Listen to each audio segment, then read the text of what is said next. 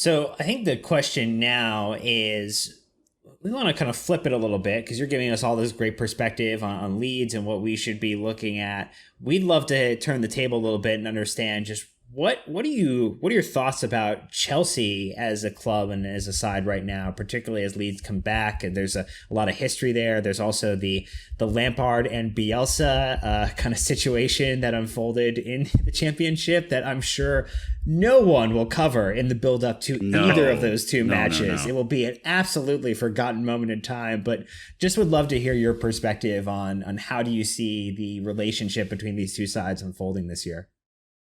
Yeah, I think it will be interesting to see the coverage around the two fixtures. We'll get all the tired tropes will get brought out about Spygate and all that. But the TV coverage, it loves that sort of stuff, doesn't it? So if you kind of put all that to one side, it will be interesting to see what like the handshake is like between Bielsa and Lampard, because I think this is going to be a big season for Lampard. I think a lot of his reputation is on the line this season because I want to be careful about using the phrase hide behind, but the transfer ban gave him an excuse to, let's say, only go so far last season. I think when it came down to it, Lampard's Chelsea were probably found wanting a little bit when it came to the Champions League and the cup final as well.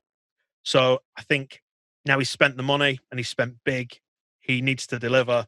And I don't think in Abramovich, he's necessarily got the most patient individual. When his money's on the line, he's going to want results. And I know Lampard will get a bit of time because, he's an icon at Chelsea, but I don't think he'll get that much time because I think he needs to prove himself. Because there is an argument from the outside, I think, that Lampard's, certainly from a Leeds perspective, obviously Leeds are not going to love him very much because of the playoff semi-final and dancing on the pitch and all that kind of stuff. But I think there's a sense that from the outside that maybe Lampard's one of these managers who's kind of failed upwards.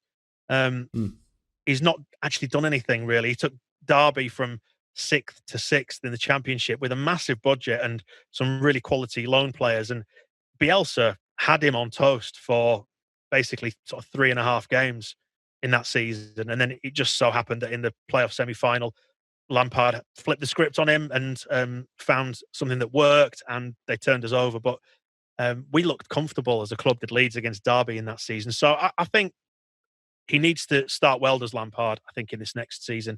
And I think Chelsea need to be in the Champions League places from the get-go. Nick, I think that's how we would feel about where we need to be.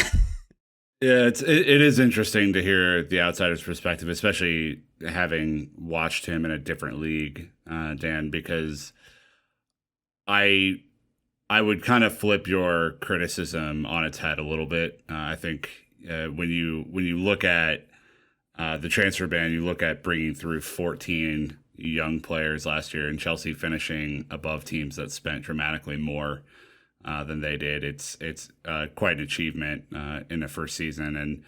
And to your point about the spending, I don't think they spend on these types of players if they don't have a long-term roadmap for Lampard and for the club. So it will be interesting to see how it all works. I would expect that Stamford Bridge is going to be a video-free zone here for a while, especially around the Leeds fixture. So we'll kind of see how that all evolves, huh?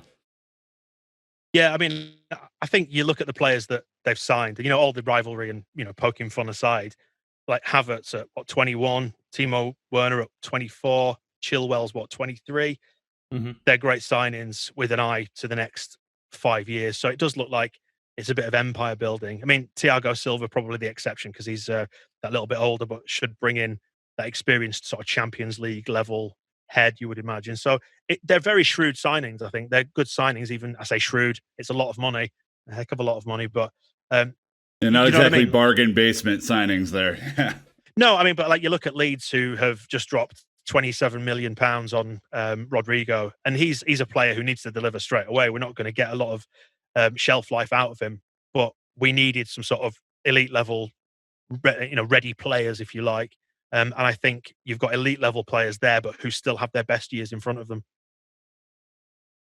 So that is, it's definitely interesting here. And I think, to Nick's point, to the players that we have coming in, definitely fill us with excitement. I think there's going to be now the challenge of balancing the squad, because it's going to swell a little bit, and we unfortunately have not moved on a couple of players that. Well, that is true. I was also gonna track back slightly to your previous comment about fitness, because one of the prevailing themes that we've had throughout these season previews is that the fixture list is insane this year, as I'm sure you're well aware, Dan. So we used to have a kind of similar fitness minded coach in Antonio Conte, and he rotated very little in his squad, and it did burn players out over a season that was not nearly as compact as this season's going to be. So I guess kind of final question before we get to predictions is, how do you feel like Bielsa needs to adjust his style to what is going to be the most compact fixture list in Premier League history? Well, what he needs to do and what he will do are two different things, I think. Bielsa will not change what Bielsa does. And to be perfectly honest, there is a kind of a narrative about the Bielsa burnout, that maybe that is a mental thing, I think, as much as anything, because his coaching is so technical. It's very sort of tactically focused. But over the last 2 years, this group of players have given him complete buy-in. I've never seen a set of players more committed to an idea than this set of players last year. And the Championship, 46 games, and most weeks it is weekend, midweek, and we got through it okay. And okay, we had the break for lockdown, but it was still the same the season before. The players physically are outputting exactly the same levels at the end of the season, if not more, than they were at the start of the season. So I think it's a really special level of fitness they attain. Unlike seeing output from players that you just cannot imagine possible. Like, I'll give you an example. Mateusz Klich, our Polish international central midfielder, he played just short of 100 games back to back for Bielsa, and his output, he's doing 13 kilometers, sort of 9 or 10 miles every game. It's just ridiculous output from these players. So with the smaller amount of games in the Premier League, I think that might help a little bit, just to give them a little bit of recovery time.